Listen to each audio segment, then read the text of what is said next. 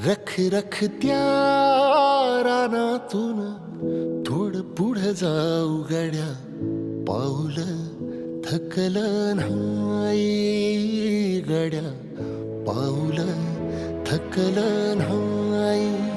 सुकलेल्या भाकरीला पानसंग खाऊ गड्या, पाऊल थकलं नाही गड्या, पाऊल थकलं नाही.